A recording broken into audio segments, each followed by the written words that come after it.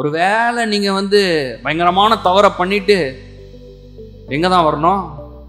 வீட்டுக்கு தான் வரணும். சில வீட்டில் தான் கொஞ்சம் வீட்டை விட்டு துரத்தி விட்ருவாங்க. ஆனால் எல்லார் வீட்லேயும் துரத்துவேன்னு சொன்னால் கூட காலையில் எழுந்துச்சி இட்லி கொடுத்துருவாங்க. பிள்ளை ஒன்னேன்னா வீட்டிலேயே சேர்க்க மாட்டேன். காலையில் ஃபர்ஸ்ட் ஆளை எழுப்பி என்ன பண்ணிட்டுறாங்க? இட்லி சாப்பிடுப்பா, சட்னி வேணுமா அப்படின்னு கொடுத்தாங்க. ஏன்?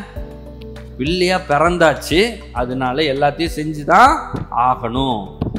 நம்ம தேவனுடைய குடும்பத்துல பிறந்து விட்டோம், ஆகையினால் ஆசீர்வதிக்கப்பட்டுதான் ஆக வேண்டும்.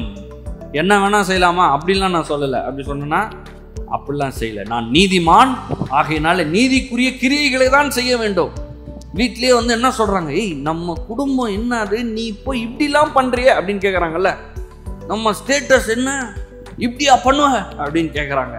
குடும்பத்தில் கேட்டுக்கிறாங்க. ஆண்டவர் உங்களை பார்த்து அதையே தான் கேட்குறேன். நான் உன்னை நீதிமானா வச்சிருக்கிறேனே, நான் உன்னை பிள்ளையா வச்சிருக்கிறேன், குமாரனா வச்சிருக்கிறேன், ராஜா மாதிரி உன்னை உட்கார வச்சிருக்கிறேன். நீ போய் இப்படி யோசிக்கலாமா, நீ போய் இப்படி பேசலாமா அப்படின்னு என்ன பண்றாரு ஆண்டவர் கேட்கிறாரு. அப்போ நாங்கள் கிறிஸ்துவாய் மாறி கிறிஸ்துவை உடையவனாக வாழ்கிறதற்கு இந்த சத்தியங்களை நிறைய கேட்கணும்.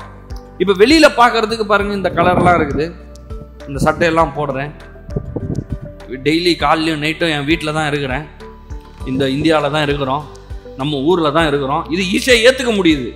ஏன்னா சுற்றி பார்க்குறோம், உணர்றோம், நுகர்றோம், எல்லாம் நம்ம ஃபேமிலி சரௌண்டடு. அது பிரச்சனையே கிடையாது. நான் முதலாம் மாதம் இல்லை 2ஆம் மாதமோட நீங்கள் இருக்கிறீர்கள் அப்படின்னா அதை எப்படி ஏற்றுக்க முடியல. ஏன்னா அதை பார்க்க முடியல, அதை உணர முடியல, கேட்க முடியல. அது வெளிப்பாட்டின் அறிவினால் தான் வரப்படுகிறது. தரிசித்து நடவாமல் விசுவாசித்து நடக்க வேண்டும். 2ஆம் ஆதாமாகிய இயேசுவினிடத்தில் நான் பிறந்திருக்கிறேன் என்பதை என்ன பண்ண வேண்டும்? நான் விசுவாசிக்க வேண்டும்.